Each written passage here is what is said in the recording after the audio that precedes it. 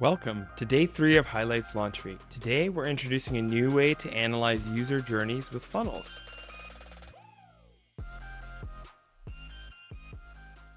Funnels allow you to build visualizations of key product actions to track user conversion rates and see where users drop off. This helps you understand which parts of your product are being used more and which areas might need more improvement. Here's a quick rundown.